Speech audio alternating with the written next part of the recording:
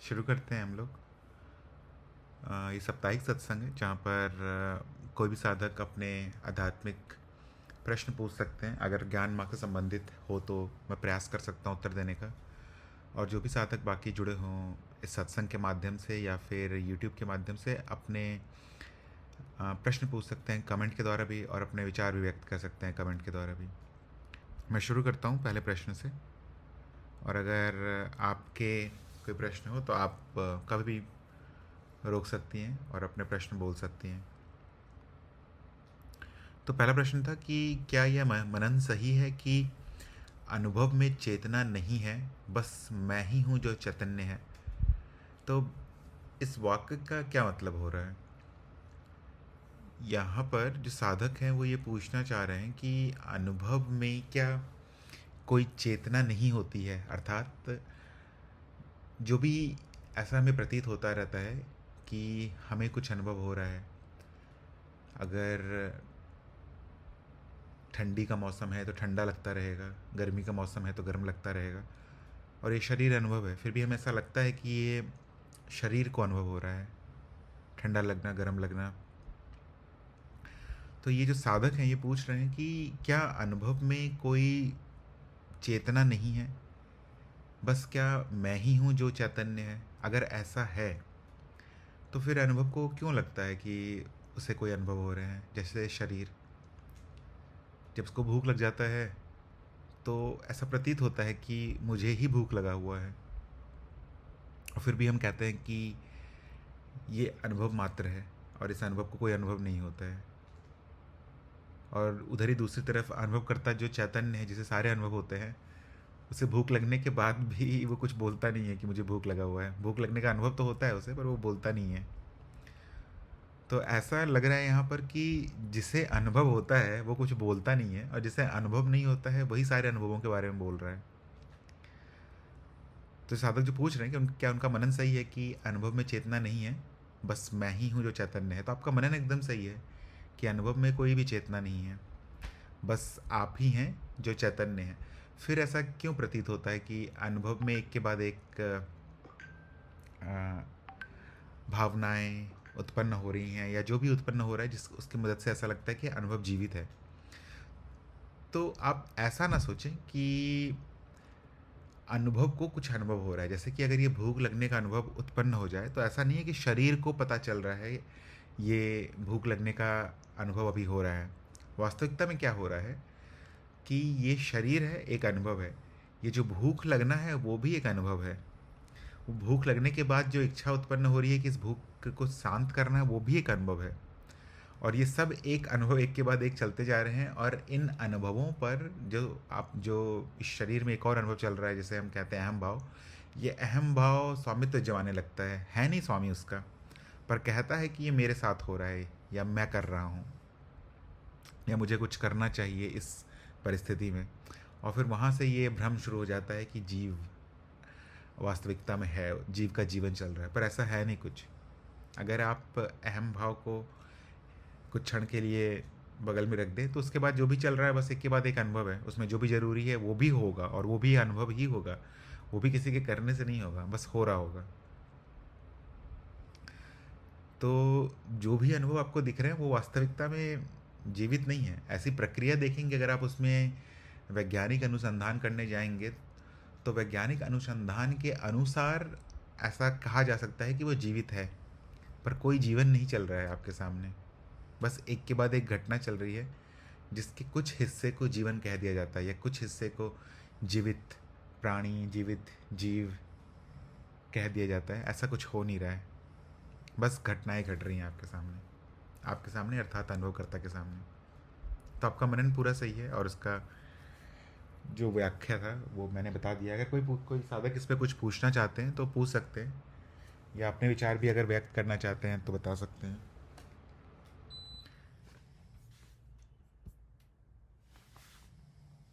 उषा जी का एक प्रश्न है कि एक्सप्लेन करें कि मनन और कंtemplation की क्रिया क्या है, लाइक स्टे इन साक्षी भाव।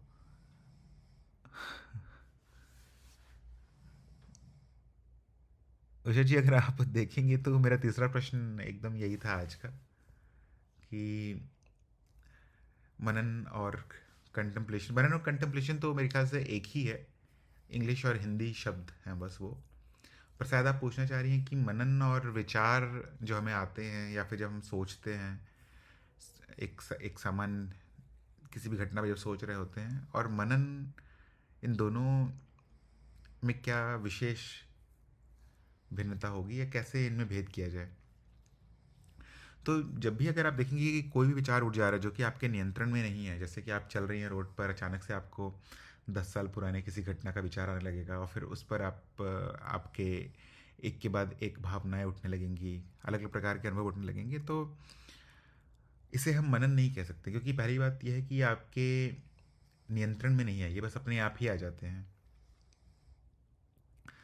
और अगर इसे आप नियंत्रित भी करने का प्रयास करेंगे, जैसे कि अगर आप अ, किसी से आपका, मान लीजिए, शत्रुता है या फिर बैर भाव है, तो अगर उसके विरोध में अगर कोई विचार उठने भी लगे और अगर आप उस पर नियंत्रण भी करना चाहें, तो उसे भी मनन नहीं कह सकते हैं, क्योंकि ये पूरी तरह से आपके आपके नियंत्रण से बाहर है।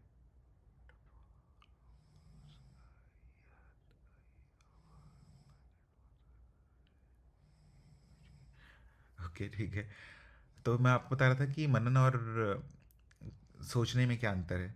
मनन आप उसे कह सकते हैं जब आपके पास एक अ, गहरा प्रश्न हो और इस पर आप पूरी तरह से अपने नियंत्रण में, मतलब माया के स्तर पर जीव अपने नियंत्रण में इस पर विश्लेषण कर रहा है। हो सकता है कि आपको इस प्रश्न का उत्तर पता हो और आपका मनन थोड़ा सरल हो जाए, क्योंकि आपको पता है किस उत्तर तक पहुंचना है।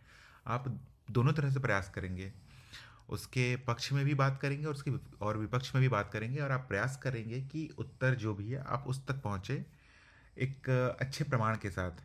ऐसा भी हो सकता है कि आपके पास उत्तर ना हो, उस परिस्थिति में आप पक्ष और विपक्ष दोनों की तरफ अपने बिंदु रखेंगे और प्रयास करेंगे कि जो ज़्यादा सटीक है या फिर जो ज़्यादा तर्क है, वो उस उत्तर को अंत में मान लिया जाए।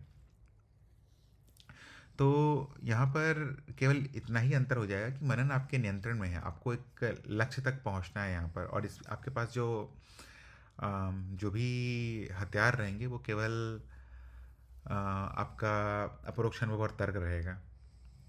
बाकी किसी परिस्थिति में आप किसी और के द्वारा कहे गए विचारों को भी आ, मान्य मान सकते हैं, पर मनन के दौरान केवल आपको अपने अपरोक्ष अनुभव और तर्क पर ही ध्यान देना पड़ेगा।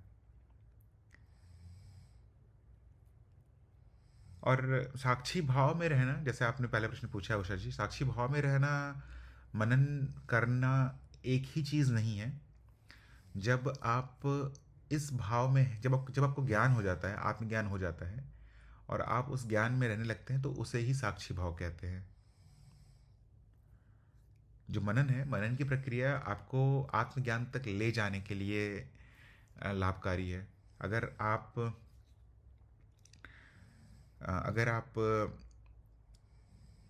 किसी भी ज्ञान मार्ग के प्रश्न पर फंसे हुए हैं, तो आप उस पर बस सोच कर उसके पक्ष में और विपक्ष में अपनी बातों को रख कर आप उत्तर तक पहुंच सकते हैं। बहुत सारे साधक उसे लिखते भी हैं, लिखने से, मेरे ख्याल से, मेरा भी यही अनुभव है कि लिखने से भी मनन थोड़ा ज़्यादा अच्छा होता है, और जो भी उत्तर आएगा वो ज़्यादा सटीक हो जाता है। मैंने मतलब ऐसा है कि संभावना बहुत कम हो जाती है गलत होने की। आशा करता हूँ अपनी बात रख पाया हूँ मैं उषा जी। अगर इस पर कुछ और अगर आपको पूछना है तो आप पूछ सकती हैं। बाकी साधक जो जुड़े हुए हैं, अगर उन्हें भी कोई प्रश्न है तो वो भी लिख कर या बोल कर पूछ सकते हैं। मैं तब तक अगले प्रश्न पे प्रवीण बढ़ता जी, हूँ। हाँ, बोलिए। धन्यवाद। हाँ जी, आपको सुन रहा, मुझे आता नहीं है करना, वो ठीक सुन रहा है? हाँ, हाँ, आपकी आवाज़ आ रही है। ओ, ओके प्रवीण जी, मैंने उपनिषद और गीता में पढ़ा है, और कि जो ज्ञान को जानता है और ब्रह्म, जो ब्रह्म को जानता है वो ब्रह्म ही बन जाता है। ठीक है, ब्रह्म वेद ब्रह्म भवति। तो इतने सालों से ज्ञान प्राप्त किया, उसको डाइजेस्ट किया, मनन किया, तो मुझे समझ नहीं आती कि मैं तो ब्रह्म बनी नहीं। So what does that mean? इसका क्या मतलब है कि जो ब्रह्म को जानता है, जैसे गुरु जी भी कहते हैं ज्ञान तो 1 घंटे की चीज़ है, आत्म ज्ञान ब्रह्म ज्ञान। गुरु जी का आत्म ज्ञान त्रिज्ञान वाला video, I am seeing it like 50th time because it is so beautiful. पर उसके बाद फिर जो ब्रह्म को जानता है वो ब्रह्म ही बन जाता है। तो इसका क्या मतलब है? Um, do we start acting as Brahman? मतलब वो नहीं। तो पता है मुझे कि अनावश्यक चीजें नहीं करनी है, ओनली आवश्यक करनी है सर्वाइवल के लिए। साक्षी भाव में रहना है, ऑल दोज थिंग्स, मनन करना है, एकांत में रहना है। इसके अलावा और क्या कर सकते हैं? मुझे समझ ही नहीं आ रही मैं और क्या करूं। अ, मेरा सुझाव यही रहेगा कि कुछ कीजिए नहीं, क्योंकि अगर कुछ करेंगी, जैसे कि मैं पहले भी शायद बता चुका हूँ ये चीज़ कि नहीं कर। ज्ञान हम्म। के अलग अलग स्तर हैं। जैसे पहले स्तर में जब कोई साधक शुरू करता है तो वो माया के स्तर पे होता है। वो यही समझता है कि वो शरीर है। कुछ दिन जब वो ज्ञान मार्ग में चलता है गुरु के सानिध्य में, तब उसे समझ में आता है कि वो शरीर नहीं है, वो जानने वाला है। जो भी उसके सामने प्रकट है उन सबको जानने वाला जो है, भले वो शरीर हो या सामने का दीवाल हो या फिर ऊपर जो आकाश दिख रहा है हमें, इन तीनों को जो जानने वाला है, सभी चीज़ों को जो जानने वाला है, वो इस साधक का वास्तविक स्वरूप है, जिसे हम अनुभवकर्ता राइट। कहते हैं। यहाँ पर साधक जी। द्वैत के स्तर पे आता है। इसका जो ऊपर का स्तर है, जो जिसे हम कहते हैं अद्वैत का स्तर, अद्वैत कहने का मतलब है कि ब्रह्म, जो आप पूछ रही थी। अब ये जो ब्रह्म की अवस्था है, ये तभी आप जान पाएंगी जब आप द्वैत के स्तर पे रह चुकी हो, मतलब जब आपको अनुभवकर्ता का पता चल जाए। क्योंकि द्वैत से अद्वैत जाना बहुत कठिन नहीं है, और कुछ हम्म। ऐसा विशेष भी नहीं है, बहुत ही सरल है। बस इतना जान लेना वेरी। कि जैसे अगर आपको अभी जो वो दीवार दिख रहा है आपके सामने, मान लीजिए जो भी जहाँ भी आप बैठी होंगी वहाँ कोई दीवार होगा, तो ये जो यस। दीवार है और जो आपका वास्तविक स्वरूप है, ऐसा नहीं है कि आप शरीर के पीछे से उस दीवार को देख रही हैं। मतलब जो अनुभव करता है वो शरीर के पीछे से उस दीवार को देख रहा है, ऐसा नहीं है। या फिर वो अनुभव करता शरीर में कहीं बैठकर इस पूरे जगत को देख रहा है, ऐसा नहीं है। अनुभव करता ठीक वहीं है जहाँ पर अनुभव है, जहाँ पर वो दीवार अभी है वहीं पर आप भी हैं। अभी जो आपका वास्तविक स्वरूप है वहीं पर आप हैं, दूरी नहीं है कहीं। जी। ये जो स्थान का जी। भ्रम हो रहा है, वो स्थान में भी आप ही हैं। मतलब अगर आप में और हम्म। दीवार में अगर कोई दूरी दिख रही है आपको, तो वो दूरी का जो ज्ञान हो रहा है, इसे जो जानने वाला है वो भी आप ही हैं। और वो इस पूरे दूरी में व्याप्त है। मतलब आप इस पूरी हम्म। दूरी में व्याप्त है, अपने जो शरीर आपका है वहाँ से लेकर दीवार तक के रास्ते में भी आप व्याप्त हैं। तो ऐसा नहीं है कि अनुभव करता बिल्कुल। किसी एक जगह पर रुका हुआ है। तो जब आप इस बिल्कुल। बिल्कुल। हाँ, तो जब आप इस बात को समझ जाती हैं, तो ये आपको पता चल जाएगा कि आप द्वैत में हैं, मतलब अनुभव करता है और अनुभव है। अब बस एक कदम और बढ़ाना है वहाँ पर कि जहाँ पर भी अनुभव है वहाँ पर अनुभव करता पहले से ही है। जैसे फिर से यही उदाहरण लें कि जो दीवार है, उस दीवार का आपको ज्ञान हो रहा है, मतलब वहाँ अनुभव करता है और वहाँ पर अनुभव भी है, दीवार का अनुभव भी है, दोनों है। पर इन दोनों में आप भेद नहीं कर सकती हैं कि अनुभव आपको दिख रहा है और अनुभव करता जो जान रहा है। आप ऐसा एक एक लकीर नहीं बना सकती हैं कि इसके इस तरफ अनुभव करता है और इसके इस तरफ अनुभव है। ये जो दोनों का एक ही स्थान पर होना या दोनों का एक ही समय होना, यही ब्रह्म ज्ञान है। बहुत छोटा सा है। कुछ लोग होते हैं धन्यवाद प्रवीण जी। कुछ लोग होते हैं जो कि जिन्हें कुछ विचित्र अनुभव हो सकता है, या फिर बहुत सारे साधक ऐसे भी होते हैं जो सोचते हैं कि मुझे कुछ विचित्र अनुभव हुआ, जब जिस दिन ये विचित्र अनुभव होगा उसी दिन मैं मानूंगा कि मैं ब्रह्म हूँ। ब्रह्म जानना बस इतना ही है कि ये भेद नहीं है अनुभव और अनुभवकर्ता में। तो जो आपका प्रश्न था कि मैं नहीं हुई, वो इसलिए शायद मैं बस अंदाज़ा लगा सकता हूँ, क्योंकि जो गुरु होते हैं वो ज़्यादा सही बता सकते हैं, मैं केवल अ, अपना तर्क दे सकता हूँ। बस ये है कि शायद आप कुछ इच्छा कर रही हैं कि जब ब्रह्म आप हो जाएंगी तो ऐसा हो जाएगा या फिर वैसा हो जाएगा। कुछ भी नहीं होगा। बस आपको पता चलेगा, जो अभी पता चल गया है, कि हम्म। जो भी अनुभव है और जो आपका वास्तविक स्वरूप है वो दोनों एक ही जगह पर है। उसमें कोई भेद नहीं है कहीं पर। धन्यवाद प्रवीण जी। एंड मैं सबको बताना चाह रही हूँ कि गुरु तरुण प्रधान जी की एक वीडियो है अनुभव क्रिया। उससे मेरे को बहुत एनलाइटनमेंट हुआ कि जैसे आप बोल रहे थे कि अनुभव और अनुभवकर्ता एक हो गए, तो वो अनुभव क्रिया के रूप में है ब्रह्म। अनुभव क्रिया ब्रह्म है। तो उसको मैं डाइजेस्ट करा, मुझे बहुत अच्छा लगा वो। तो थैंक्स एंड धन्यवाद to you and Guru Tarun Pradhan ji. So grateful. मैं महसूस करती हूँ ऐसा जो आप बता रहे हो ना, कि अनुभव और अनुभवकर्ता एक है, and it's totally packed with my अस्तित्व in in there. That's what I am. वो मैं हूँ, अस्तित्व हाँ, और और यहाँ ब्रह्म। पर आप एक ये भी सुझाव रहेगा कि कुछ भी प्रयास ना करें, बस ज्ञान में रहें। ज्ञान में रहने का जो प्रयास है उतना ही करें, क्योंकि अगर कुछ अच्छा। भी आप प्रयास करेंगी, तो जो मैं पहले बता रहा था स्तर, जीव है, फिर द्वैत है, फिर अद्वैत है। आप जैसे ही हम्म, प्रयास शुरू करेंगी, आपका लक्ष्य होगा अद्वैत तक जाना, पर प्रयास करने के साथ ही साथ आप वापस से माया के स्तर पे आ जाएंगी। जो जीव है वो माया के स्तर पर है, वो द्वैत पे जाता है, और द्वैत से फिर अद्वैत पे जाता है। तो द्वैत के स्तर पे ही आप देख पाएंगे कि करने वाला कोई है नहीं वहाँ। सभी जो अनुभव है वो एक के बाद एक हो रही हैं, और जीवन के रूप में हमें दिख रहा है। जो प्रयास करने वाला है, जो जीव है, जो प्रयास करता है, जो कुछ भी कार्य करता है, जैसे ऐसा लगता है कि मैं कुछ कर रहा हूँ, वो माया के स्तर पे है। तो हम्म, अगर आप कुछ भी प्रयास करेंगी द्वैत से अद्वैत की तरफ जाने का, आप उधर ना जाकर उल्टे दिशा में चली जाएंगी, आप वापस से जीव बन जाएंगी। तो प्रयास ना करें, टोटली। केवल ज्ञान में रहें, बाकी सब अपने आप होगा जो होगा। हाँ, धन्यवाद। Thank you so much. I understand it. Thank you. धन्यवाद उषा जी। अगर कुछ और भी पूछना होगा तो आप पूछिएगा।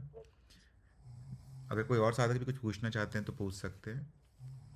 मैं तब तक अगले प्रश्न पे बढ़ता हूँ। एक साधक पूछ रहे थे कि बिना अनुभव हुए अनुभवकर्ता को कैसे जान सकते हैं।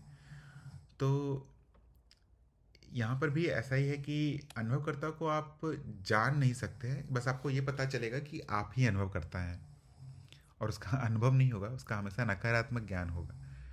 तो यहाँ पर आपको संदेह नहीं रहेगा कभी भी कि अनुभवकर्ता को आपने जाना नहीं है, या फिर अनुभवकर्ता कुछ और होगा, कहीं बाहर होगा, ऐसा कभी भी आपको संदेह नहीं होगा। बस क्या है कि आप अनुभव के मदद से ये जान पाएंगे आसानी से कि जो भी आपके सामने प्रकट है वो आप नहीं है। और ये बहुत ही सरल है, क्योंकि अगर आपको उसका ज्ञान हो जा रहा है, जो भी आपके सामने प्रकट है, तो वो आप नहीं हो सकते हैं, क्योंकि वो जब नहीं रहता है तब भी आप रहते हैं। अनुभव बदलते चले जाते हैं और आप रह जाते हैं हमेशा ही। तो ये बस इतना ही है। आपको बस इतना ध्यान रखना होगा कि अगर जो बदल रहा है आपके सामने, वो अगर उसका ज्ञान आपको हो पा रहा है बदलते हुए का, तो बस आपको इतना ही ध्यान देना है कि किसे ये ज्ञान हो रहा है, और आपको पता चलेगा कि आप ही हैं वो अनुभव करता है। तो बिना जाने भी आप ये जान सकते हैं कि आप ही अनुभव करता है, और आपको स्वयं का अनुभव कभी भी नहीं होगा, क्योंकि आप ही अनुभव करते हैं। और अनुभवकर्ता कोई एक अनुभव के जैसा नहीं है। मतलब जैसे आपको अगर फ़ोन दिखता है, या अपना शरीर दिखता है, या लैपटॉप दिखता है, तो इस तरह से कोई अनुभव नहीं है वो जो आपको कहीं बाहर दिखेगा।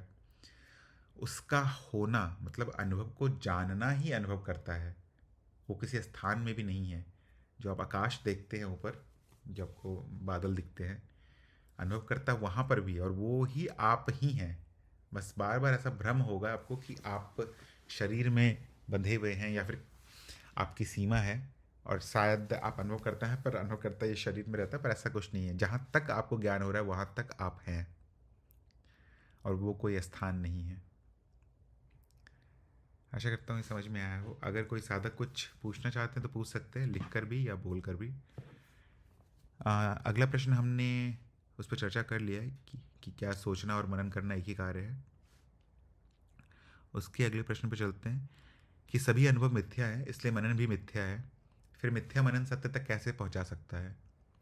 तो ये भी दूसरे प्रश्न के जैसा है कि जो मनन है वो सही बात है। आपने जो कहा है कि सभी अनुभव मिथ्या हैं, और ये मनन करने की जो प्रक्रिया चल रही होती है वो भी एक अनुभव है, और वो भी एक मिथ्या ही है। पर इस मिथ्या से क्या होता है कि आप बाकी मिथ्या को काट सकते हैं। आप जब मनन करते हैं कि ये विचार को कौन देख रहा है? तो उत्तर आता है कि आप हैं। तो ये जो पहला शायद जो साधक जब नए नए होते हैं, जिन्हें ऐसा लगता है कि शरीर है जो इस विचार को देख रहा है, मनन के माध्यम से ये जो मान्यता है वो नष्ट हो जाती है कि शरीर नहीं देख रहा है इस विचार को, शरीर को भी देखा जा रहा है। या फिर जो भावनाएं उठती हैं, पहले लगता होगा कि शरीर ही इस भावनाओं को जानता है। मनन के द्वारा आप ये आसानी से काट सकते हैं कि ये भावनाएं भी उठती हैं, गिरती हैं। जब ये रहती हैं तब भी आप रहते हैं, जब ये नहीं रहती हैं तब भी आप रहते हैं। तो मनन का कार्य इतना ही है कि जो भी मान्यता आपने पाला हुआ है या फिर जिस मान्यता को भी आप लेके चल रहे हैं, वो मान्यता नष्ट हो जाए। और जब ये मान्यताएं नष्ट हो जाती हैं तो जो बच जाता है वही आपका वास्तविक स्वरूप रह जाता है। और यहाँ पर भी मनन आपको आपका अनुभव नहीं करा रहा है, मतलब जो अनुभव करता है उसका अनुभव नहीं करा रहा है, केवल इतना बता रहा है कि आप ही अनुभव करता है। तो जो मिथ्या मनन है वो मिथ्या मान्यताओं को नष्ट करता है। आशा करता हूँ ये समझ में आया हो। मैं अगले प्रश्न पे चलता। प्रणाम प्रवीण जी। हाँ, प्रणाम। नमस्ते पवन जी। ये हाँ बोलिए। नमस्ते। मेरी उम्र है वो 21 साल है। कितने और साल है? मैं ज्ञान मार्ग में 21 साल। हाँ हाँ बोलिए। मैं ज्ञान मार्ग में करीबन मुझे 6 से 7 महीने हुए, 6-7 महीने हाँ हाँ ज्ञान मार्ग में। तो उन्होंने गुरुजी ने जो बोला था कि चेतना की साधना जरूरी है, तो मैं वो कर रहा हूँ। तो क्या होता है कि 5 मिनट 10 मिनट चेतना रहती है कि हाँ मैं हूँ, फिर वो गायब हो जाती है कई कई दिन तक, फिर पता ही नहीं है कुछ। ओके। आपने ये कर लिया, हाँ। ज्ञान दीक्षा कार्यक्रम कर लिया आपने? ना, मैंने गुरुजी की वीडियोस देखी थी। ठीक है। और आपका प्रश्न यही है कि ये साक्षी भाव की साधना हाँ जो है वो बहुत, माने कि साक्षी भाव बहुत कम समय तक रहता है? हाँ, 5 से 10 मिनट रहे, जैसे अभी है मैं बोल रहा हूँ, फिर जैसे मैं आपकी वीडियो सुनने लगूंगा, देखने लगूंगा, फिर चली जाएगी, फिर पता ही नहीं है क्या कैसे हो जाता है। तो सुझाव मेरा तो यही रहेगा कि आप एक बार ज्ञान दीक्षा कार्यक्रम भी कर लें, क्योंकि आप जैसे आप कह रहे हैं कि आप 21 साल के हैं, या फिर क्या पता आपके पास अभी समय ना हो, क्योंकि हाँ नौकरी और कॉलेज भी हो सकता है। तो हाँ तो जब भी आपको समय मिले आप ज्ञान दीक्षा कार्यक्रम कर सकते हैं, आपका वो हाँ, आपकी वो रुचि है। उसमें गुरुजी जी। बताते हैं कुछ कुछ तरीके कि कैसे साक्षी भाव को लंबे समय तक बना के रख सकते हैं। जैसे कि शायद आप ये भी देखे ही होंगे वीडियो कि पर आप कुछ हाँ तो निशान बना सकते हैं, कुछ संकेत रख सकते हैं अपने लिए। हाँ, त्रिज्ञान का मैंने पूरा जो है पूरी वीडियो देखी थी मैंने, त्रिज्ञान की। हाँ। तो उसमें हम्म, जो कहा गया था कि आप पहले देखें कि आप अस्तित्व हैं, तो अगर धीरे धीरे आपको पता चले कि आप विषय वस्तु नहीं है, फिर आप देखें कि आप समाज हैं, तो धीरे धीरे आपको पता चलेगा कि नहीं, समाज भी नहीं है। फिर आप देखें कि आप शरीर हैं, तो अगर आप शरीर हैं तो अगर आप किस अंग के शरीर हैं, तो अगर उसे हटा देते हो कि आप नहीं रहेंगे। तो ऐसे मैंने देखा था, और अपना आत्म मूल्यांकन भी मैंने किया है। और आपको आत्मज्ञान भी हो गया है? नहीं, मुझे नहीं ऐसा लगता है मुझे, पर मुझे ऐसा लगता है कि जैसे मैं हूँ, पर क्या हूँ ये पता नहीं, यही पता करना है। बस आपको ये तो पता चल जाता है ना कि आप हैं और बाकी शरीर आपके सामने प्रकट है, ये भावनाएं आ हाँ, रही हैं, जा रही हैं। ऐसे हो जाता है। हाँ, तो फिर जी। मतलब आपको आत्मज्ञान हो गया है, संभावना तो यही है। तो जो गुरुजी बताए हैं कि तरीके कि साक्षी भाव रखने के, वो आप रखने का प्रयास कर सकते हैं। साक्षी भाव चला जाना बहुत मतलब ऐसा नहीं है कि आ, गलत हो जा रहा है, क्योंकि साक्षी भाव भी माया है और माया में कुछ भी नित्य नहीं है। साक्षी भाव क्या है? विचार मात्र ही है। हाँ, बताया था कि अच्छी भी मन की एक नियम है, चित्त का एक नियम है, हाँ, भाव है बस एक। बस एक भाव है। तो जैसे तो हाँ जैसे हमें कभी कभी गुस्सा आता है, वो गुस्सा चला जाता है। कभी कभी बहुत प्रेम आता है, हाँ, वो प्रेम भी चला जाता है दूसरों के प्रति। दया आता है, दया भी अक्सर चला जाता है। अक्सर उसी हाँ, तरह से ये भाव है, तो ये ऐसा होता है भाव कि भी आएगा, चला जाएगा। हाँ बोलिए। हाँ, ऐसा होता है कि आजीविका के जो मैं काम करता हूँ, मैं भी करता हूँ, अपनी घर पर भी है, तो उसके दबाव में साक्षी भाव चला जाता है। हाँ, वही मैं भी इस पे आने वाला था मैं कि ऐसा भी है। और सभी साधकों के साथ होता है, क्योंकि हम सब आए तो हैं ज्ञान मार्ग में, पर मेरे ख्याल से जीवन की परिस्थितियां भी हैं बहुत सारी। जैसे कि बहुत सारे लोग परिवार में होंगे, बहुत सारे लोग अपने हाँ घर परिवार को भी संभाल रहे हैं, तो उसके कारण बहुत सारी परिस्थितियां ऐसी आ जाती हैं जब ज्ञान को बाजू में रखकर उस समय जो जीवन में ज़रूरी है वो करना पड़ जाता है साधक को। जैसे कि अगर मान लीजिए कोई व्यक्ति नौकरी में है और उसका बहुत ही ज़रूरी मीटिंग है और वो नया नया है ज्ञान मार्ग में, तो बहुत ज़्यादा संभावना है कि वो भूल जाएगा उस ज्ञान को और उस मीटिंग पे ध्यान देगा, जो कि मेरे ख्याल से उस समय सही भी होगा। क्योंकि शायद अगर मीटिंग पे ध्यान ना दे तो नौकरी में खतरा हो सकता है, नौकरी में खतरा हो जाएगा तो वो अध्यात्म भी चला ही जाएगा, क्योंकि पैसे हाँ रहने चाहिए, उसके बाद ही अध्यात्म आगे आगे बढ़ता है। तो इतना ज़्यादा आपको डरने की ज़रूरत नहीं है, आप जो कर रहे हैं वो कीजिए, जितना आपसे सुलभ तरह से हो पा रहा है, आसानी से हो पा रहा है उतना कीजिए, और जो नहीं हो रहा है उसको छोड़ दीजिए। जब क्योंकि अगर जैसे चला जाता है वैसे कभी कभी याद भी आ जाता होगा आपको अपनी तरफ से। हाँ, अपने आप आ जाता है। अपने कभी स्वप्न में भी अपने आप जो है आ जाता है, फिर चला जाता है। हाँ, तो ये तो बहुत तो अच्छा संकेत है। उस समय के लंबे समय के कुछ स्वप्न जो हैं वो अब भी मुझे याद है, कई कई महीने पुराने जो स्वप्न हैं वो अभी भी मुझे याद हैं। और पूरे ऐसा लगा जैसे जैसे सामने ऐसे मैं हर चीज को छू रहा हूँ, तो सब चीज महसूस हो रही है मुझे। हाँ, ये तो बहुत अच्छी बात है कि ये प्रगति भी आपकी दिख रही है। तो आप परेशान ना हो, आप जैसा चल रहा है चलने दीजिए, और जो प्रयास कर सकते हैं आप अपनी तरफ से उतना कर लीजिए, उससे ज़्यादा नहीं कीजिए कुछ भी। जैसे कि अगर फ़ोन में वॉलपेपर लगा सकते हैं साक्षी भाव के नाम का, ऐसा कुछ पासवर्ड रख सकते हैं जो कि साक्षी भाव से मिलता जुलता हो, या फिर आपको कम से कम ज्ञान मार्ग का याद दिला दे अपने जहाँ पे नहीं भी। नहीं, आमतौर पे क्या होता है कि हम्म। बोधि वार्ता में टेलीग्राम ज्वाइन कर रखा है ना मैंने ये। हम्म। तो जब भी उसका मैसेज आता है, जैसे कोई नोटिफिकेशन आता है उसका हम्म। टेलीग्राम पर आपके गुरुजी बोधि वार्ता के कोई भी सत्संग का, तो अपने आप मैंने ये बना लिया है कि जो साक्षी भाव मेरा अपने आप आ जाएगा, तो वो अपने आप आ जाता है। जस्ट नोटिफिकेशन आता है वो आ जाता है, फिर 10-15 मिनट रहता है, फिर चला जाता है, फिर नया नोटिफिकेशन आता है, फिर वो 10-15 मिनट रहता है, ऐसे चलता है। ये तो बहुत अच्छा तरीका है, मेरे ख्याल से आपको बताना चाहिए सभी साधकों को भी हाँ, कि तो नोटिफिकेशन मैंने से। उसकी नोटिफिकेशन वे जो है ऑन कर रखी है, तो जब भी नोटिफिकेशन आता है मेरा साक्षी भाव आ जाता है। ठीक है। आ, मेरे ख्याल से आपको कोई भी इसमें परेशानी नहीं हो रही है, आपका साक्षी भाव खींच रहा है, अलग अलग अवस्थाओं में भी जा रहा है, तो ये शुभ हाँ, संकेत है। आप जो भी कर रहे हैं वो करते रहिए, जैसे जैसे जीवन की आ, अच्छा। जो भी चीज़ें चल रही हैं वो अस्थिर होंगी, आपका मार्ग और भी तेज़ से चलने लगेगा।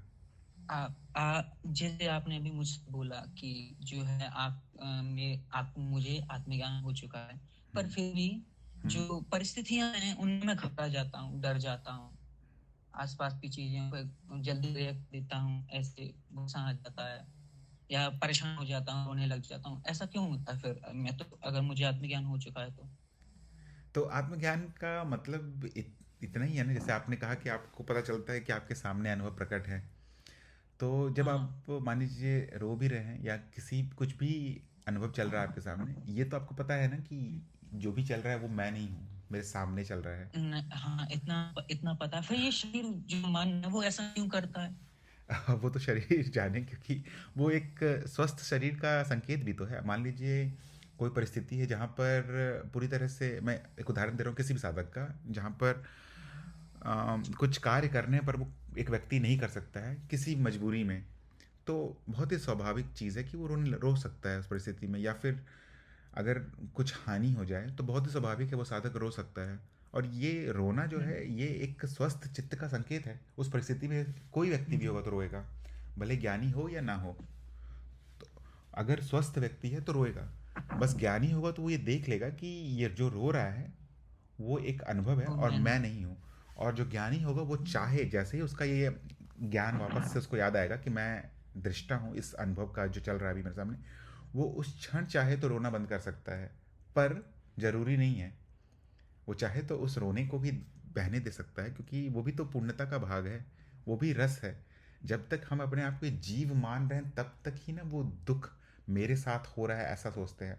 पर अगर आप अपने आप, अगर अभी आप पूर्णतः ज्ञान पर स्थापित हो जाए कि मेरे सामने बस हो रहा है कुछ, तो फिर ये चला जाएगा सारा दुख एक ही साथ, एक क्षण में चला जाएगा। पर साथ ही साथ बहुत सारी दिक्कतें भी हो सकती हैं, जैसे कि जो लोग आप पे निर्भर होंगे, भले ही आपके ऑफिस में या घर पर, वो सब परेशान हो सकते हैं। तो सभी चीज़ों को एक साथ छोड़ देना बहुत ज़्यादा समझदारी नहीं है। उसका जिस तरह से जो सही तरीका हो, धीरे धीरे करके सबको स्वतंत्र करना और फिर हटना पीछे, वो मेरे ख्याल से ज़्यादा समझदारी है। पर सभी साधक का आपके अपने विचार हो सकते हैं। जो आपका प्रश्न है कि मैं बह जाता हूँ भावनाओं में, तो ये कोई बुरी बात नहीं है। अगर साक्षी भाव रख पा रहे हैं, उसके बाद बह जो हो रहा है होने दीजिए, कोई भी बुरी बात नहीं है उसमें। आप खुद ही धन्यवाद। देख पाएंगे कि अगर कितना भी मन विचलित हो, अगर साक्षी भाव है तो नियंत्रण आपके पास रहेगा। मुझे विचलित जो भावना चल रही है वो कंटिन्यू रखना है या उसको रोक देना है। ये अगर आप नहीं कर हाँ, किए हैं पहले, तो आप करके देखिएगा, आपके पास पूरा नियंत्रण आ ऐ- जाएगा। ऐसा होता है, जैसे ये क्रोध आ रहा है तो 2-3 सेकंड क्रोध आएगा, फिर उसके बाद वो शांत हो जाए। चाहे आप फिर चाहूं तो मैं उसका नाटक कर सकता हूँ क्रोध आने का, हाँ, मैं कर सकता हूँ। और कभी कभी आपको वो नाटक करना जरूरी भी हो सकता है। जैसे कि कोई व्यक्ति हो जो आपको हाँ, परेशान कर रहा है, तो वहाँ पर शुरू हो जाएगा क्रोध बिना किसी कारण के, और फिर उसके बाद मान लीजिए साक्षी भाव आ जाता है, आपको दिख रहा है कि यहाँ पे ये क्रोध चल रहा है, और उसके बाद आप ये निर्णय ले सकते हैं कि क्रोध करना अभी जरूरी है इस व्यक्ति के सामने। अगर ना करूं तो ये व्यक्ति दोबारा परेशान करने आएगा। तो पूरे नाटक को हाँ, आप ऐसा बहने दे कर लेते सकते हैं। वो आप पर निर्भर हैं। करेगा कि कैसे आपको ये प्रक्रिया चलानी है। बोल लूं ये बात है यू जी ने, तो वो कहती है क्या गुरु के चक्कर में पड़ रहा है, ऐसा बोलती हैं। अब ये तो सभी साधक के अपने निजी निर्णय होने चाहिए। ऐसा आपको देख लेना हो चाहिए कि जिनसे आप कह रहे हैं उनके विचारधारा कैसी है। जैसे बहुत सारे लोग ऐसे होते हैं जो गुरुओं को सही नहीं मानते हैं, तो अगर उनको बताएंगे तो बहुत ज़्यादा संभावना है कि वो आपको भी नकारात्मक तरह से प्रेरणा देने लगेंगे, या फिर आपके साधना में भी विघ्न डालने लगेंगे। और बहुत सारे लोग ऐसे भी होते हैं जिन्हें आप बताएंगे तो वो आपकी प्रशंसा करेंगे, आपकी मदद करने की कोशिश करेंगे कि क्या करें जिससे कि आपका जीवन आसान हो जाए और आपकी आध्यात्मिक यात्रा सुलभ हो सके। तो आपको देख लेना होगा कि किस प्रकार के व्यक्ति हैं। भारत में तो बहुत ज़्यादा संभावना है कि पहले प्रकार के व्यक्ति ज़्यादा होते हैं, जिन्हें गुरु के बारे में नहीं पता है ज़्यादा, और विघ्न ज़्यादा उत्पन्न करेंगे मदद करने के अलावा। तो अगर विघ्न करने वाले हैं तो ना बताएं, इस साधना को गुप्त ही रखें अपने साथ। मतलब ऐसा ऐसा सुझाव होगा, और आप कार्य कर सकते हैं वो करते रहिए। अगर बताएंगे तो संभावना है कि वो कुछ गड़बड़ कर सकते हैं, या आपको समझाने लगेंगे कि क्यों जा रहे हो उस तरफ।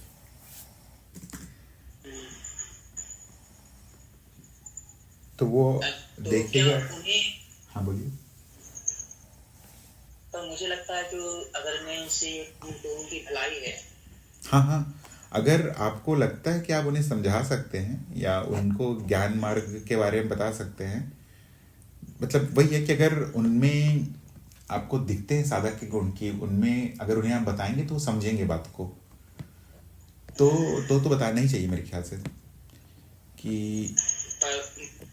तो कभी लगता है कि वो बात समझते हैं, कभी लगता है कि वो नजरअंदाज कर देते हैं। नज़रअंदाज करना भी कोई कोई बुरी बात नहीं है मेरे ख्याल से, जब तक वो विघ्न ना आपके रास्ते में डाले तब तक कोई बुरी बात नहीं है। अगर आपको लगता है कि नज़रअंदाज कर देंगे तो कोई बात नहीं, आप मदद कर सकते हैं। मदद करने में क्या, जो जहाँ भी आपको लगता है कि इस व्यक्ति का भला हो सकता है, इस साधक का भला हो सकता है, वो आपको करना चाहिए। मतलब वो तो गुरु क्षेत्र का भी संकल्प है एक, मैंने जिसका भी मदद किया जा सकता है तो करना चाहिए।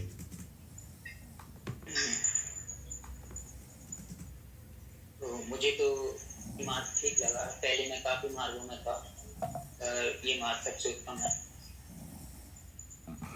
हाँ, ज्ञान मार्ग मुझे भी ऐसा ही लगता है, मेरा भी यही विचार है, सबसे सरल और छोटा मार्ग। पहले मैं भक्ति मार्ग पे था, तो वहाँ कुछ समझ नहीं आया, बस बैठे रहता था, ऐसा होता है कुछ भी नहीं। फिर योग मार्ग पे आया तो अलग अलग तरह के प्राणायाम करो ऐसा बताते थे, प्राणायाम करो, ध्यान करो, होता ही नहीं था। तो जैसे आप बहुत कम उम्र के हैं, 21 साल के हैं, तो अब यहाँ पे जो मैं बोल रहा हूँ वो सब अंदाज़ा है। तुक्का है कि हाँ ऐसे आप पहले साधना कर चुके होंगे ज्ञान मार्ग के, तो आप एक जी। एक मार्ग से होके गुजर रहे थे, क्योंकि 21 साल में मैं पता नहीं क्या कर रहा था। मैं अध्यात्म मैं से मैं बहुत मैं दूर था। 15 साल की उम्र से सब इन सब चीजों में हूँ मैं। तो ये बहुत ही अच्छी बात है कि आप इतने कम उम्र में इतनी आपको ज्ञान मार्ग ही मिल गया और आप इसमें प्रगति भी कर रहे हैं। सभी साधक इतने भाग्यशाली नहीं होते हैं ना। तो आपका ज्ञान मार्ग पहले से ही चल रहा होगा, तो आप बस कंटिन्यू किए हैं उसको। हाँ ऐसा हो सकता, पर क्या है, मेरे कुछ खूबियां जैसे कह सकते हैं कि मैं थोड़ा अंतर्मुख का व्यक्ति हूँ। मैं ज़्यादा लोगों से घुलता मिलता नहीं हूँ, तो मेरा दिमाग चौबीसों घंटे चलता रहता है, कुछ ना कुछ सोचता रहता है।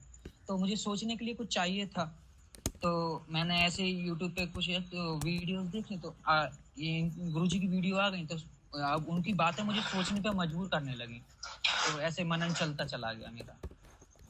हाँ, अच्छी बात है ये, मतलब इस तरह से जैसे आपकी यात्रा शुरू हुई। बहुत सारे साधकों की मेरे ख्याल से कम से कम जिनसे मैं बात किया हूँ, उन सबकी यात्रा ऐसे ही होती है कि एक बार ये प्रश्न आ जाए कि मैं कौन हूँ या फिर मैं कहाँ हूँ, और फिर वहाँ से यात्रा शुरू हो जाती है। बहुत सारे साधक अलग अलग मार्गों से भी आते हैं, जैसे आप भी बता रहे थे।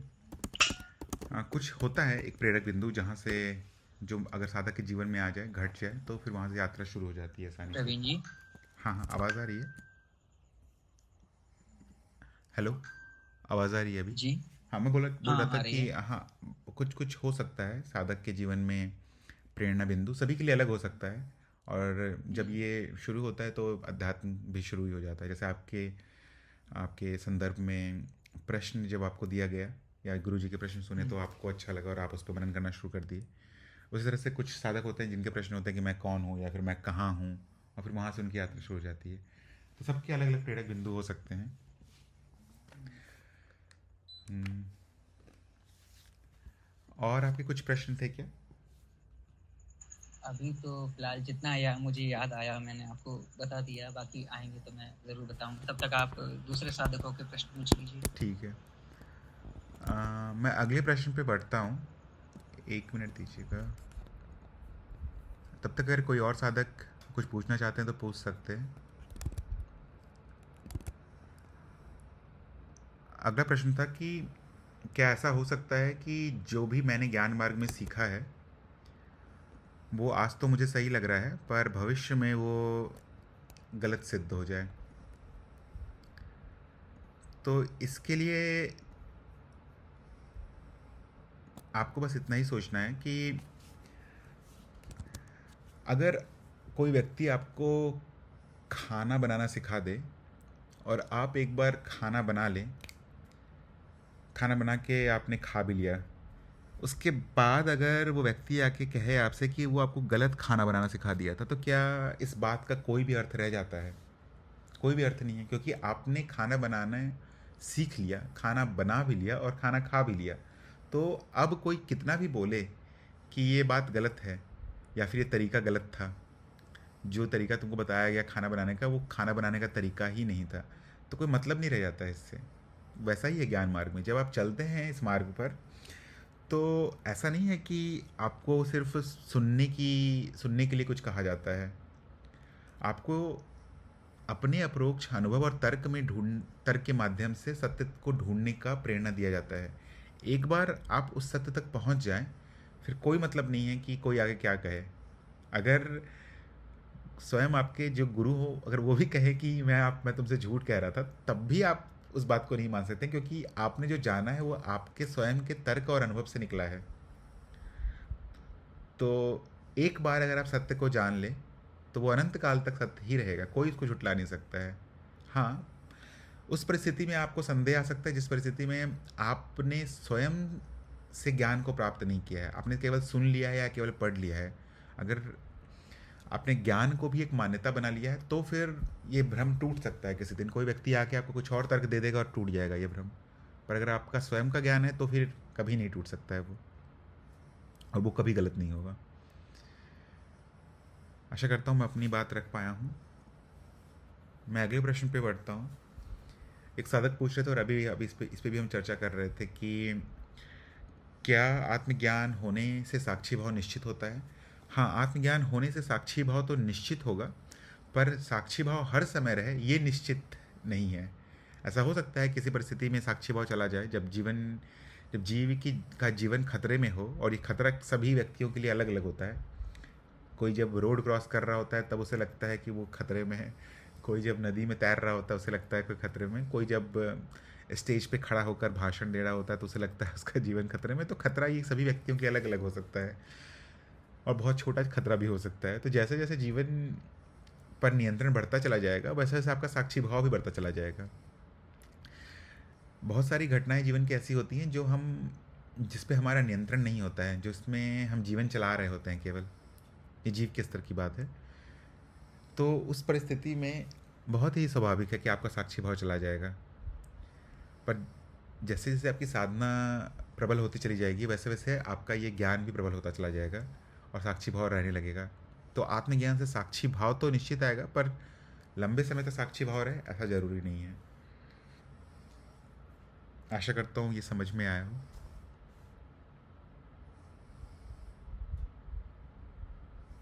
उषा जी का एक प्रश्न है, आपकी समय वीडियो को देखा, कोई प्रेजेंट नहीं है, हम प्रेजेंटी में रहता है क्या? नहीं सर। ओके, उषा जी आप पूछ रही हैं कि समय में कुछ भी, समय जैसा कुछ नहीं है। जो वीडियो होता है उसमें यही बता रहा था मैं कि समय नहीं है, केवल प्रेजेंट है, ये कह रहा था मैं। प्रेजेंट मतलब बस नाव है, अभी अभी का जो क्षण है बस उतना ही है। तो मैं वो जो वीडियो बनाया था उसमें वो ग्राफ की मदद से या चार्ट की मदद से ये दिखाने की कोशिश कर रहा था कि अगर आप अभी के समय को तोड़ते चले जाएंगे तो आपको कभी भी जो नाव है, जो प्रेजेंट है, जो वर्तमान है, वो शून्य से बड़ा नहीं दिख सकता है समय में। क्योंकि अगर शून्य से बड़ा होगा तो फिर उसको नाव नहीं कह सकते हैं। अगर वो शून्य से बड़ा हुआ तो उसका हिस्सा किया जा सकता है। नाव केवल वही हो सकता है, या प्रेजेंट केवल वही हो सकता है, अभी का जो वर्तमान का क्षण केवल वही हो सकता है जिसका हिस्सा ना किया जा सके।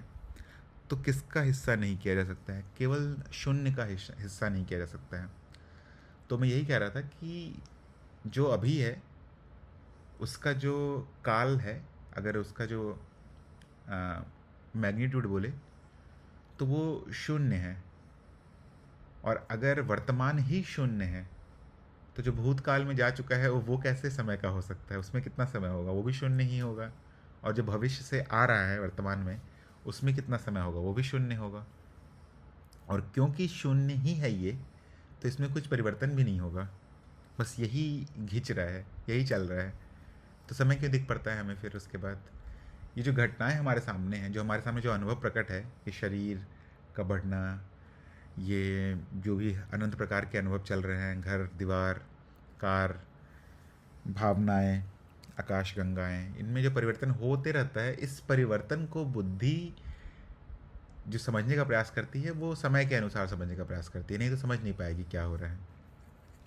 तो ये समय माया में भी नहीं है, ये दोहरी माया है, माया के ऊपर एक माया बन गई है। तो यही कह रहा था मैं इस वीडियो में कि केवल वर्तमान है, और वर्तमान का जो समय है वो शून्य समय है, और वर्तमान को छोड़ के और कुछ भी नहीं होता है, कभी भी हो ही नहीं सकता है। आशा करता हूँ ये समझ में आया हो। अगर इस पर कुछ पूछना है उषा जी तो पूछ सकती हैं फिर से आप। मैं अगले प्रश्न पे चलता हूँ। एक साधक पूछ रहे थे कि क्या प्रयास से साक्षी भाव रखना संभव नहीं है? तो ये भी अभी हमने चर्चा किया कि रखना तो संभव है, प्रयास तो कर सकते हैं आप, और ये प्रयास जीव के स्तर पे होगा, पर ज़रूरी नहीं है कि साक्षी भाव नित्य रह जाए या फिर बहुत लंबे समय तक रह जाए। अगर शुरुआती साधक हैं तो संभावना है कि वो भूल सकते हैं, बार बार ज्ञान भुलाया जा सकता है जीवन की परिस्थितियों के कारण। आप केवल प्रयास कर सकते हैं, जो बताया गया है साक्षी भाव की साधना के वीडियो में, कि अलग अलग प्रकार के चिन्ह रख सकते हैं, या जैसा अभी चर्चा कर रहे थे एक साधक जो बता रहे थे कि इस ग्रुप में बहुत सारे नोटिफिकेशन आते रहते हैं, और जैसे ही नोटिफिकेशन आते हैं आप वापस से ज्ञान में आ सकते हैं। तो आप जो भी प्रयास कर सकते हैं वो कीजिए। जो सुलभ प्रयास हो सकता है, आसान प्रयास हो सकता है, वो कीजिए।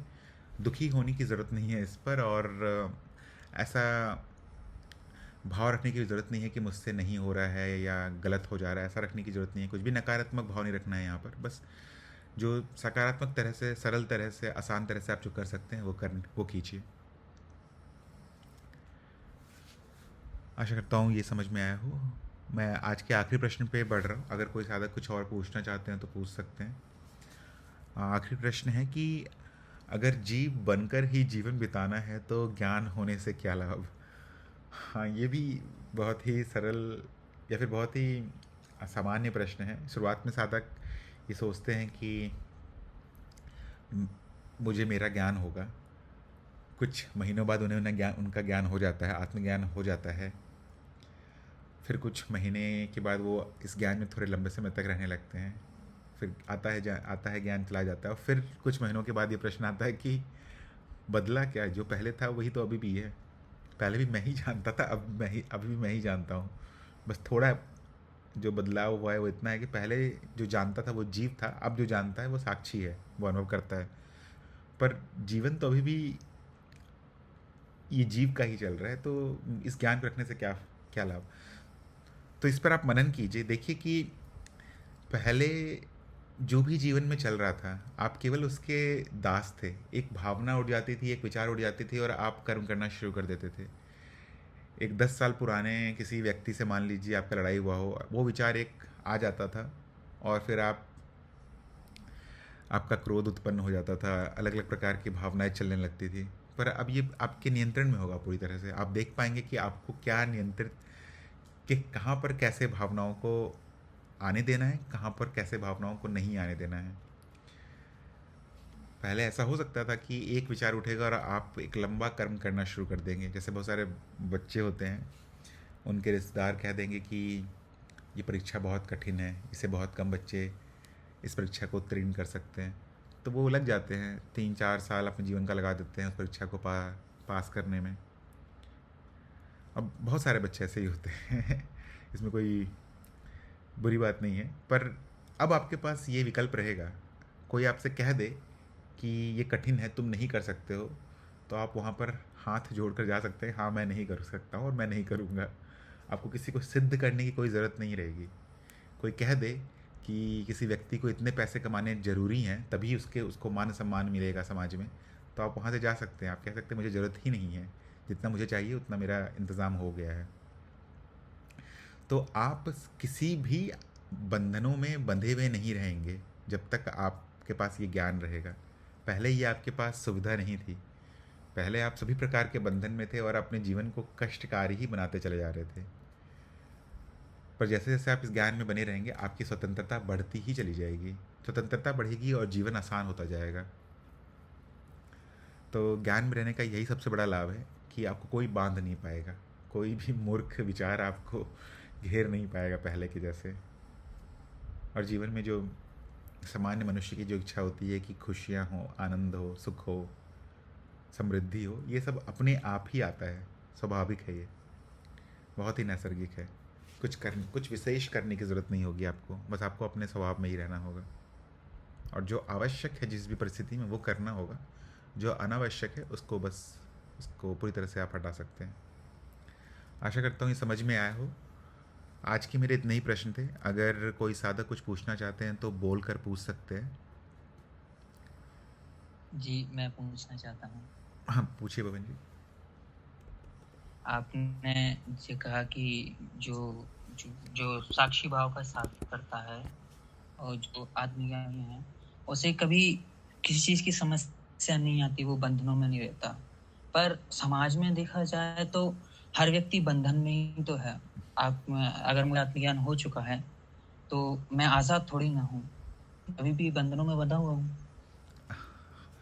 हाँ, अगर आप जीव के दृष्टिकोण से कहेंगे तो किसी भी परिस्थिति में आप बंधन में ही रहेंगे। मतलब अगर आप गुफा में भी चले जाएं, कहीं भी चले जाएं, तो ये खाने पीने शरीर का बंधन रहेगा। पर आप नहीं, शरीर का, हाँ बोलिए। शरीर का नहीं। जैसे मैं एक चेतना हूँ, पर मैं कहीं और भी तो नहीं जा सकता अभी। भले ही मुझे पता चल गया है कि शरीर मेरा नहीं है, ये माता पिता का दिया हुआ है, ये शरीर खाने से बना है, पानी से बना है, श्वास से चल रहा है, पर इसके अलावा कहीं जा भी तो नहीं सकता कभी। इसके अलावा कहाँ जाना है आपको? जैसे उदाहरण दीजिए। आ- जैसे आ, ये भी तो नहीं पता कहाँ जाना, कि कोई और जगह है ही नहीं। तो ये अगर नहीं पता है कि नहीं जाना है, तो एक बंधन से तो आप मुक्त हैं अभी, कि आपको कुछ नया हाँ। लक्ष्य नहीं बनाना है कि ये भी पा लेना है। हाँ। अब क्या होगा कि जो तो आप कह रहे हैं कि साधक जो जीव है, जो जिसकी प्रगति होगी, ये जब भी होगी जब होगी, वो अब एक इस ज्ञान के साथ अपने आप को अनुभवकर्ता मानकर कुछ बड़े लक्ष्य बनाना चाहता है, जिसमें कोई बुराई नहीं है। जी। जीव को तो बड़े लक्ष्य बनाने ही चाहिए, तभी उसकी प्रगति तेज होगी। पर आपको जीव को बस देखना है, क्योंकि अनुभवकर्ता का तो कोई इच्छा भी नहीं, कोई स्मृति भी नहीं है कि उसमें ये संचित होते रहता है कि मैं इतना पा लिया हूँ, मेरा साक्षी भाव स्वप्न में आ गया है, अब मुझे साक्षी भाव सूक्ष्म में लेके जाना है।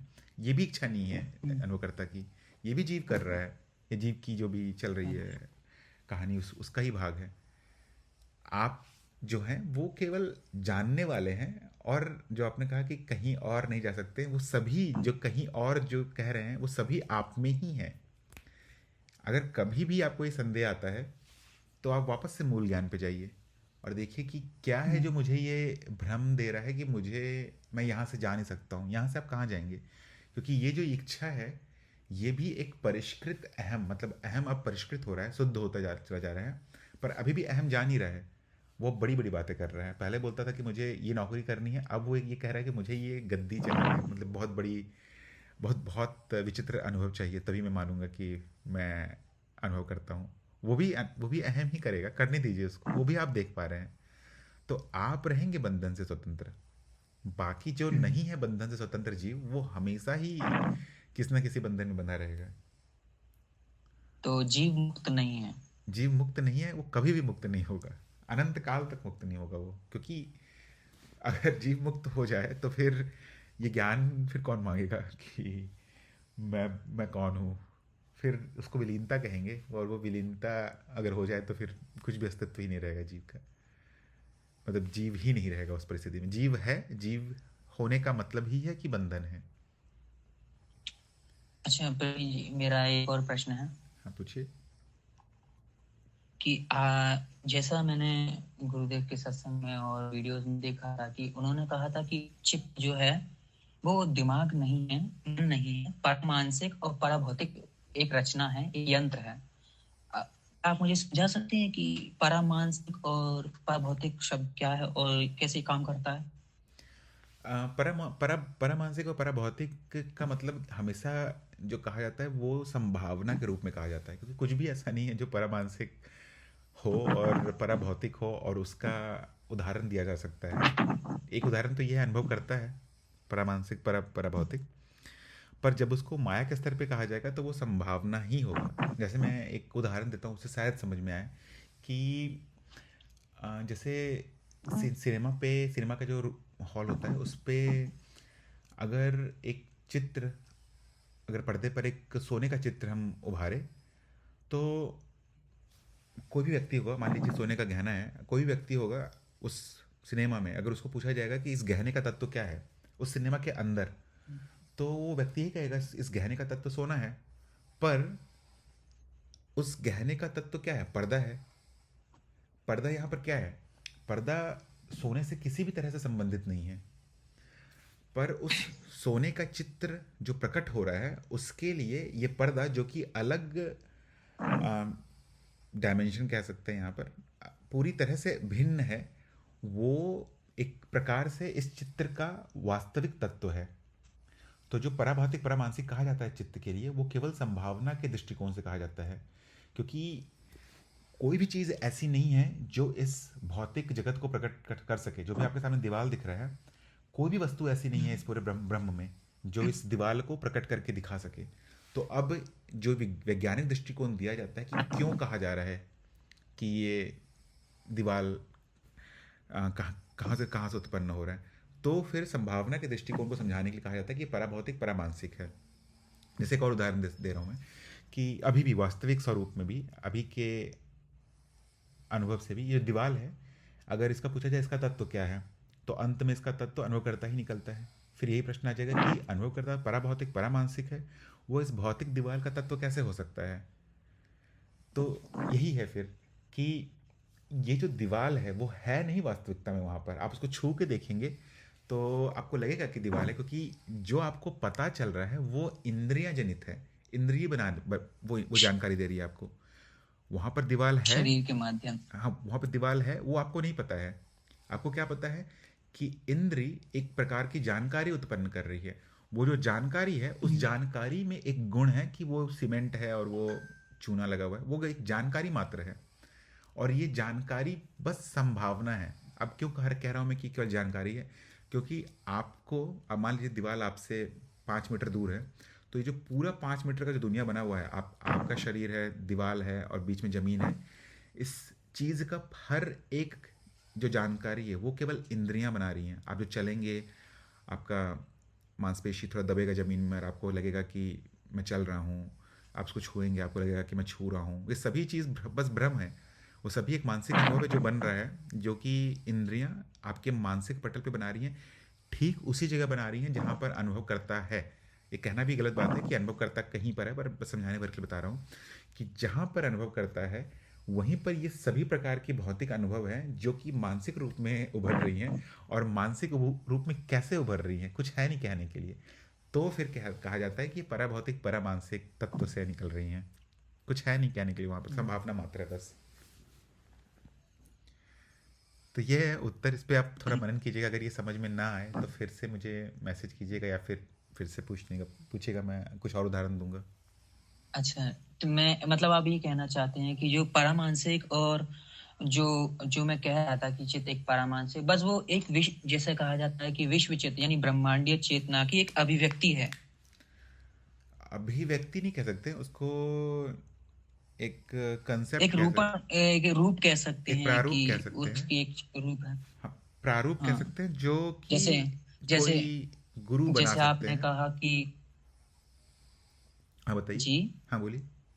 जैसे जैसे आपने कहा कि पर्दे पर जो जो गहना है सोने का, उसका रंग सोना है, पर वो तो सोने की सिर्फ अभिव्यक्ति है, उसका एक रूप है, छांव है एक तरीके से उसकी एक, पर वो सोना नहीं है, पर उसकी अभिव्यक्ति जरूर है। वो मतलब इसका एक छोटा रूप है जो सोना नहीं है, बस वो दिख रहा है वैसा। नहीं, यहाँ पे दो अलग अलग बात क्या है। जैसा पहले आपने पूछा था कि पराभौतिक परामानसिक क्या है और उसके बाद माया क्या है, ठीक है। तो माया को अभिव्यक्ति कह सकते हैं, पर जो पराभौतिक परामानसिक है वो केवल एक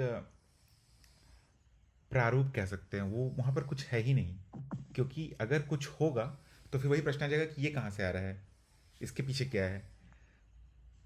तो ये जो आपके सामने प्रकट है ये अभिव्यक्ति है, इसके पीछे कुछ नहीं। इसके पीछे जो भी है उसको पराभौतिक परामानसिक कहा जा रहा है, बस वो किसी चीज की अभिव्यक्ति नहीं है। पर मेरा खुद का स्वयं का जो अनुभव वो थोड़ा अलग कहता है, थोड़ा अलग तरीके से सोचने पर मजबूर करता है मुझे। बोलिए। जो मेरा अनुभव है, वो मेरा अनुभव ये कहता है कि जो तुमने जो कर्म किए हैं, जो तुमने जो इकट्ठा किया है अपने आसपास, जो रिश्ते बनाए हैं, जो पहले जिस समय तुमने जो रिश्ते बने थे, तो वो सारे जो कर्म हैं वो इकट्ठे होकर एक नियम का रूप ले लेते हैं, एक तरीके से एक घेरा बनाते हैं, उसके अंतर्गत आपका जीवन उस हिसाब से ढलता रहता है, उस हिसाब से बनता रहता है। तो जो कारण शरीर में जो कर्म बने रखे हैं वो चित्त में आर उसका रूपण करते हैं और उस हिसाब से हमारा जीवन चलता है, ऐसा मेरा मानना है।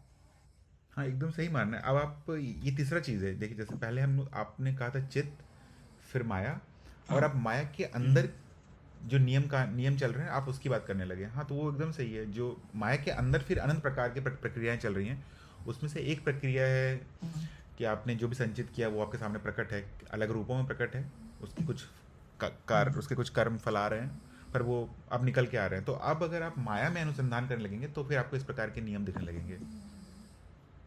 तो फिर ऐसा भी तो कह सकते हैं कि जो मन चित्त है वो एक विशेष तरह की ऊर्जा है जो माया का एक हिस्सा है, जो साकार रूप है पर आंखों से दिखाई नहीं दे सकता। एक रूप है, एक यंत्र है, एक मन चित्त, और इस चित्त का ही एक भाग जो है शरीर भी है, जिसमें अलग अलग तरह के संस्कार, अलग अलग तरह की जो मेडिकल भाषा में हम बोलते हैं क्या, DNA जो हमारे पूर्वजों द्वारा मिलता, वो सारी चीज को मिला सब कुछ एक घेरा बनाकर वो सारे का तो मन जो है ना, जो चित्त, ऐसा मानना है कि जो चित्त वो भी एक रचना है जो किसी न किसी ने बनाया है, जो या तो ब्रह्मांड ने बनाया है या कुरुक्षेत्र में किसी ने बनाया है, ऐसा मेरा मानना है। अब यहाँ पर चित्त की परिभाषा क्या है? क्योंकि आप चित्त को बहुत सारे जगह से जोड़ रहे हैं। चित्त की आपकी परिभाषा क्या है? चित्त का मेरा मानना है एक ऐसा, ये मान लीजिए मेरा एक शरीर है, हाँ, ये शरीर है। इस शरीर में कई सारे अंग हैं, जैसे आंखें, इंद्रियां हैं, अलग अलग तरह की हड्डियां हैं, अलग रक्त है, तो वो सब शरीर से जुड़े हुए हैं। हाँ, जुड़े ये हुए पूरे। शरीर से जुड़े हुए हैं। हाँ, फिर बुद्धि है, वो ये शरीर सारा बुद्धि से जुड़ा हुआ है, दिमाग से जुड़ा हुआ है। ठीक है। और फिर जो शरीर का जो अंग है वो एक सूक्ष्म DNA से जुड़ा हुआ है, जो वंशावली से आता है। ठीक है। फिर जो सारा जो DNA यानी भौतिक शरीर तो सारा यहाँ तक सिमट चुका है, यहाँ से DNA से ऊपर कुछ नहीं है शरीर में। तो जो तुमने जो कर्म किए हैं, जो जिनका जो फल आएगा वो चित्त में स्थापित रहता है। ठीक है। हाँ, और चित्त में स्थापित रहता है, लेकिन शरीर का जो ज्ञान है, शरीर में भी जो ज्ञान है वो भी चित्त में स्थापित रहता है।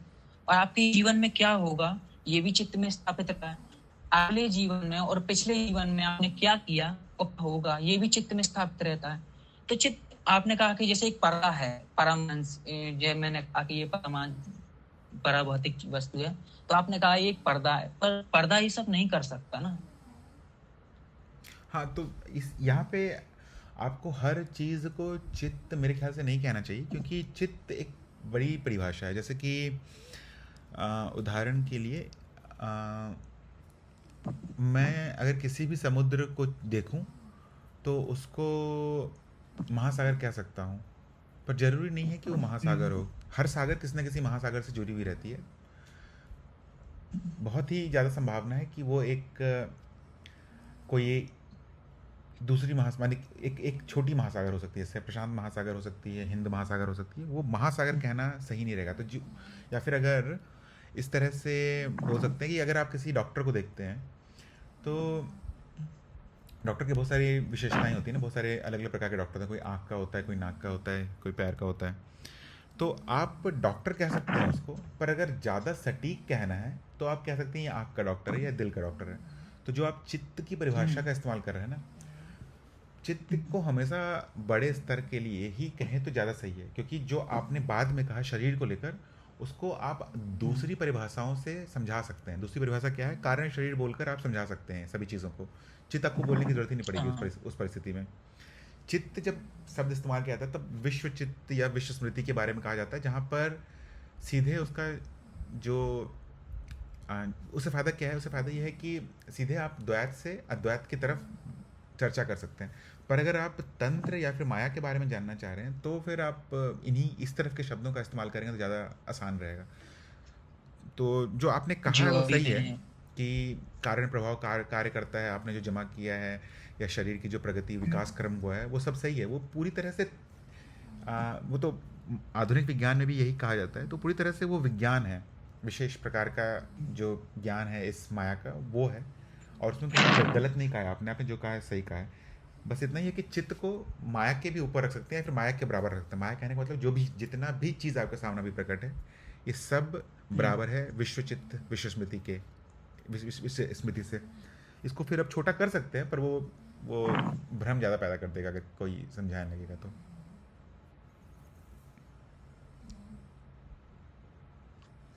आपका कुछ प्रश्न और था क्या?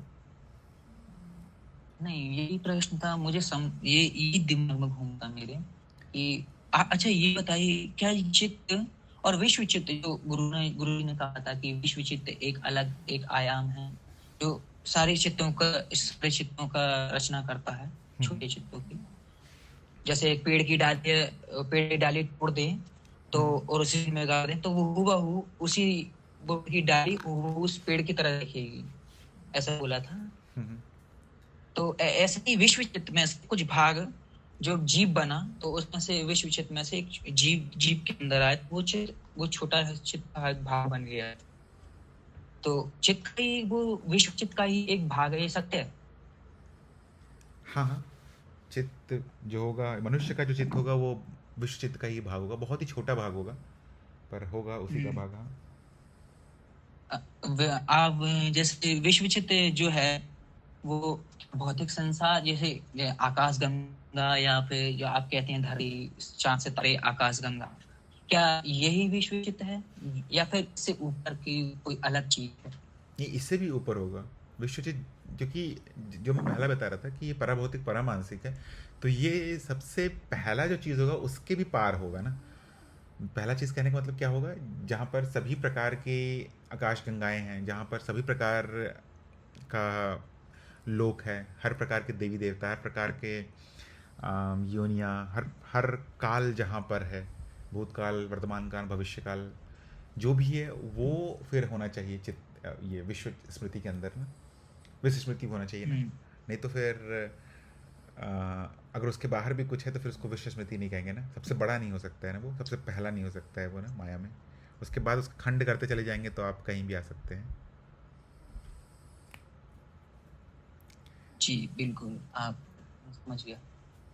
पर ये विषय पे अगर आपको चर्चा करना हो तो मेरे ख्याल से कोई तंत्र का साधक होगा तो वो ज़्यादा बता पाएगा मेरी तुलना में, उनके पास ज़्यादा ही जानकारी होगा। मेरा जानकारी क्योंकि हाँ। मेरा मानना ऐसा है कि मेरे बारे में तो मैं कुछ नहीं जान सकता, मैं अपने बारे में कुछ नहीं जान सकता क्योंकि मेरे पास कुछ है नहीं जानने के लिए। तो मैं माया के बारे में ठीक ठाक तरीके से जान लूं, मैं यही चाहता हूँ। माया के बारे में जानना कठिन है थोड़ा, मतलब माया आसान नहीं है। सबसे जरूरी है कि आप सबसे जरूरी है कि आप अपने ज्ञान में रहे, बाकी सब होने दें, उससे कुछ भी फर्क नहीं पड़ेगा ज़्यादा जीवन पर। क्योंकि क्या ही कर रहा है जीव, बस उसको खाना चाहिए, जीवन काटना है एक सुलभ तरह से, आसान तरह से, इतना ही बस जीव की इच्छा है। अगर ज्ञान रहेगा तो ये आसानी से हो जाएगा, बाकी किसी भी आप बंधन में नहीं फंसेंगे। और अगर आपकी इच्छा होगी तंत्र में तो पहले यही सुझाव होगा कि आप ज्ञान दीक्षा कर ले, गुरुजी भी कराते हैं बोधि तंत्र, तो आप वहाँ से शुरू कर सकते हैं, जैसे आपकी इच्छा हो, वो आसान हो जाएगा। नहीं, मुझे तंत्र करना नहीं है, उसके बारे में जानना है।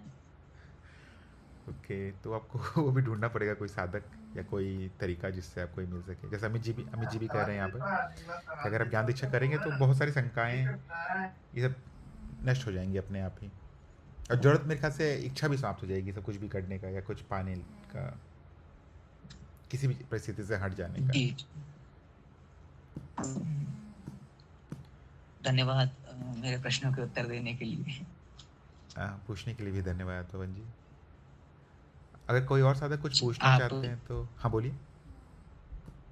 आप जब तक आप अन्य साधक से पूछ सकते हैं। हाँ, अगर कोई और साधक कुछ पूछना चाहते हैं तो बोलकर पूछ सकते हैं, नहीं तो आज का सत्संग हम समाप्त करते हैं। सत्संग में जुड़ने के लिए सभी साधकों को धन्यवाद।